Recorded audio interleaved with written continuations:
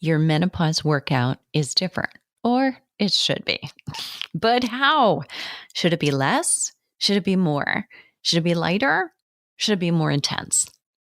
Yes, yes, yes, and yes. It depends. I'm going to lean into those words heavily on this episode, and shamelessly, I'm going to share some of the recent research that can't help but set me up to tell you about the Flipping 50 Stronger Tone and Define program. I'm Debra Atkinson. You're listening to Flipping 50, where I address top struggles and concerns, but mostly hope to inspire you. I share what to eat, how to move, and how to change your mindset so that you can have the energy and vitality that you want, need, and deserve in the second and better half. And today, I'm diving into this because, number one, it's top of mind. Not that strength training for women in menopause isn't always top of mind for me.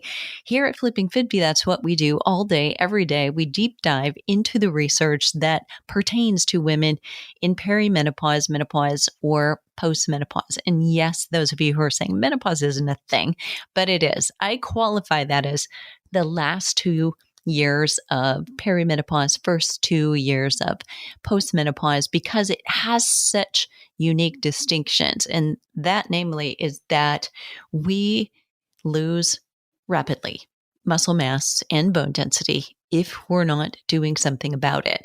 The body just lends itself to doing that because of the decline of estrogen. So that said, I want to talk about this because very recently there was a new study published in Menopause, the journal. Go figure that we're probably going to want to tune into that one. So if you don't already, going to PubMed and Googling for menopause, often Dr. Google is not the place to do your research. But in this case, if you're bringing up peer-reviewed journals, I think that it is. One thing I would suggest to you, if you're sorting through journals for yourself, ideally you're looking for things that were done longitudinally over a long period of time, that means, and studied at least 1,000 women. Here's where that's going to be a problem. We don't have a lot of studies that have studied that many women at one time. What is starting to happen is more review of literature. So they're looking at studies, maybe 39 studies, where collectively all of them looked at women in perimenopause or some state of menopause, so that now we can say, okay, this was a big pool of people. But when I hear about research where 1 million women were studied, for instance, you've heard me quote this one by ACOG in 2019, 1 million women in menopause were studied, and that's a big deal. And the reason we pull it up. However, I have to rely somewhat on smaller studies as well. And it depends how well they're formulated based on the theory, the hypothesis that was begun before, based on the research that came before it, and how much parallel content there is to the subjects that were studied in prior studies or research, and how much carryover we can say, okay, well, there must be a correlation. All of that just takes a minute to really sit down and say, wait a minute.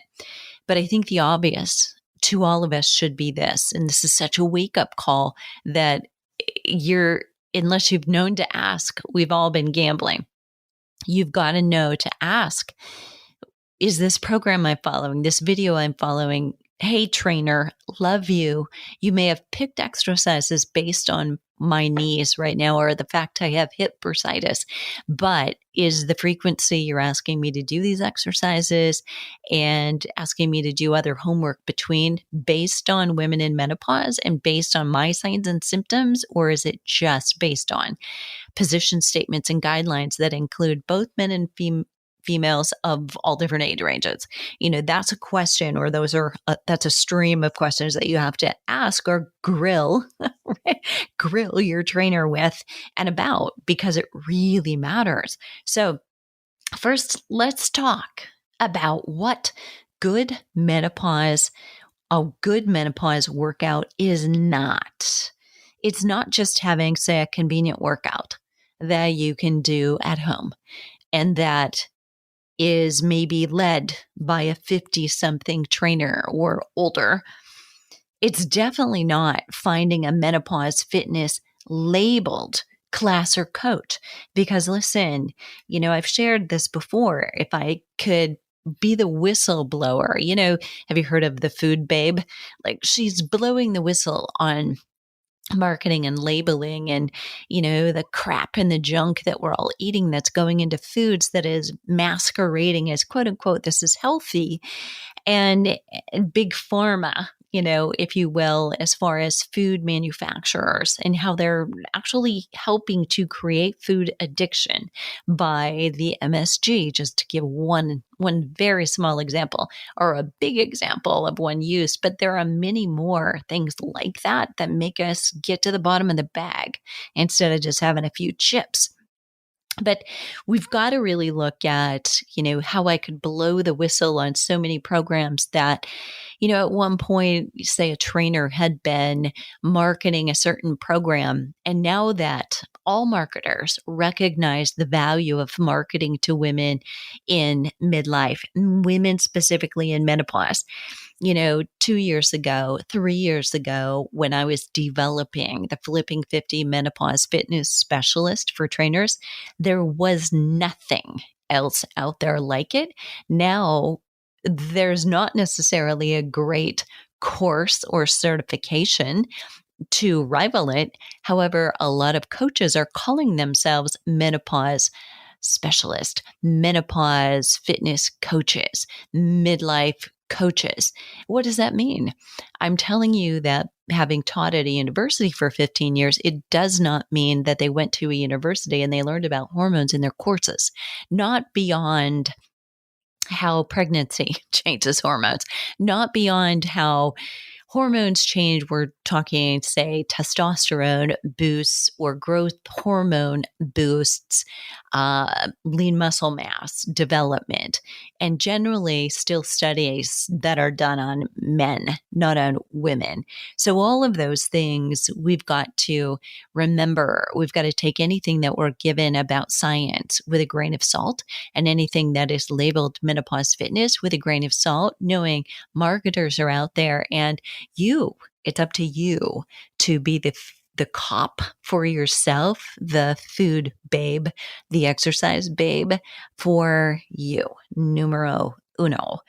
So it is definitely not just looking and saying, oh, this is for menopause. This is cool. I'm going to get this. Or this is hormone balancing, which is what I began calling the Flipping 50 Fitness Specialist, and realized it was not too clear then. What is important when we're talking about a good menopause workout is what and the how of the exercise you're doing helps you by supporting your right now goals as well as your goals for the future. So many of us, our right now goals are, geez, help me get rid of these hot flashes, or help me figure out why I'm gaining weight, but it's fat for sure. And it's around the middle. I'm depositing it, even though I'm doing all the things. Why is this happening? Or why is it that I'm fluctuating so darn much? Like last week, I felt like I was lean and doing really well. And this week, I feel like, no, I'm not. What happened? So it's also about understanding which and how exercise has the best ability to support decreased muscle mass or a loss of muscle that is so much more common during aging than it is that we would gain it. And we want to improve fat burning. So how do we understand which exercise has the best ability to support us in decreasing our losses of muscle mass and improving our fat burning? Because let's just face it, we're not great at that naturally at midlife. So if your goal is bone density, many of you potentially are in a situation where you've had a bone scan recently and you've had a scare. Somebody said, hey, you have osteoporosis. Or maybe they've said you have osteopenia, you're not at osteoporosis, but I would like for you to, bump your calcium intake. Often it is supplement first. They lead with that as opposed to strength training. They will also lead with you need to do weight bearing exercise, leading you potentially to falsely believe that if you go walking, you're going to be fine. That's not true. So if you're already a walker and you continue to walk, or you just walk a little bit more regularly and frequently, thanks to that doctor, that's great, but that's not helping your bone density, maybe helping your stress level. But we need a minimal effective stress. I've talked about that many, many times. And if you're already walking, you're already able to walk in your ambulatory, getting up and moving around every day, probably going for a walk that's 2 miles versus 1 mile, there is no increase in your bone density because it's the same weight, same heel strike that you've been doing all along. 3 miles and 4 miles and 5 miles doesn't actually help. And by the time you start getting more endurance training, like runners often are getting leaner and leaner, and they're having muscle wasting occur because they're doing so much endurance exercise that breaks down muscle. It's actually detrimental to bone density. You cannot outrun bone density losses. And that is pun intended, but it's definitely not funny. So men also struggle with that. If they've gotten too lean and they're emphasizing their cardiovascular exercise and they're runners, they tend to go run. They don't tend to lift heavy weights. And you will see like scrawny, muscle wasted men later in life who age faster. If you look at them, aging is accelerated. Generally, you see it in their face. Definitely endurance runners are of that nature. So what you want to do is look at, what your goal is. If again, it's bone density, it's important to unveil how exactly we reach enough stimulus beyond that minimal effective stress. You got to be doing something more. And if you're not safe anymore to jump because you've been told, listen, your bones are a little bit more fragile than the average duck's, who's got osteoporosis. So your doctor may say, you're really low on density here. I don't want you jumping. And, that's something only they can tell you from reading that DEXA scan and where you're falling. And, then you must get yourself into the weight room and be doing resistance training. So there is weight bearing, there is weight lifting. Everyone who is trying to prevent or overcome bone losses needs to be doing weight lifting, weight bearing if you can do it. Many people, we've got other things going on too, maybe arthritis, maybe issues with knees or ankles or hips that prevent us from doing much weight bearing exercise. But we've got to figure out a way to safely do resistance training exercise for those major muscle groups to get stronger. Number one, to avoid falls. Improve our balance. Strength training alone does not directly correlate to an increase of balance. That is statistical. However, if you talk to a woman who feels stronger because she's been lifting weights, inevitably, I get every time, and I have for decades, women feel like their balance is better. And I'm a firm believer of placebo effect. If you believe it's true, it's probably true. And yet, the science will say balance has to be practiced in order to increase and enhance your balance. So separately, I would focus on that as well. And that would say to those of you who can't lift heavy, make sure you're working on your balance separately and independently, and work on your balance, not in a quiet and calm room. Because girlfriend, that's never when we fall. We fall when it's windy, when it's loud, when somebody's calling your name over your shoulder and you turn around, you have your hands full and the dog is pulling the leash in the opposite direction. So you've got to practice with a little chaos.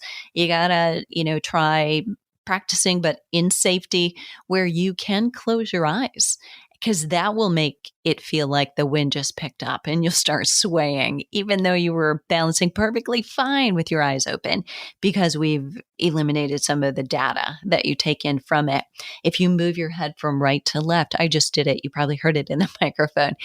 That also will change your balance. So leaving your eyes open, but turning your head from left to right while standing in that balance pose, also a way to level up the work that you're doing, because where the eyes go, the body kind of wants to follow. It happens to me all the time. Those of you who are doing Flipping 50 programs with me, and you've watched me in videos where I turn to the side and face the camera from the side quite often, so you can see what is the form like, what is my technique as I'm talking about heels down, bum out, chest up, arching through the back. You can't see it if I'm facing you straight on. So, and if you just heard that doorbell ring, we're just going to go on and let it ring. This is 2022. Hopefully they know, can't come to the phone. Anyway, so I turn to the side, but you will often see me if I'm in a balance pose doing yoga with you, that I'm just off. That, if I'm stepping back into something, I will lose my balance a little bit. If I keep my focal point, I will be better. But if I'm turning my head to the side and I'm stepping forward and back, again, that will be much more of a challenge. Okay. Here's a good menopause workout. One of the things it's understanding what form and technique changes matter. What difference do they make to you now more than ever because of the injuries that women in midlife are prone to, like plantar fasciitis, tendonitis, hip bursitis, IT band issues, neuropathy? Technique tips that I love to give is talking about where your weight should and shouldn't be. For instance, ideally, I like to, in almost all exercises, it should be on your heels, not on the balls of your feet and your toes, because generally, and I don't mean any, but we mean not primarily. Because if it's there, it's gone there. It is also correlated or tied to stress in your knees. So we want to move you back using your bum, big muscles. What cues that you should have so that you feel it here in the right spot and you don't feel it here, or that suggest if you feel it here, you should make a technique adjustment, and this is it, and you know what it is. Those are things that are very important to me to give to you before you know to ask. And, a part of that is very intuitive. On being a teacher, you just naturally do those things. And it's also having watched mistakes happen for 38 years. And I think I've become a much better teacher by watching my trainers, staff, and students, teaching students at Iowa State University for years how to become trainers and fitness instructors, and observing what they miss when they're watching clients. They see the big picture, like they see a person doing a squat. They see a person doing a bicep curl. What they don't see is that while they're standing to do that bicep curl, the knees are locked, and they don't correct that.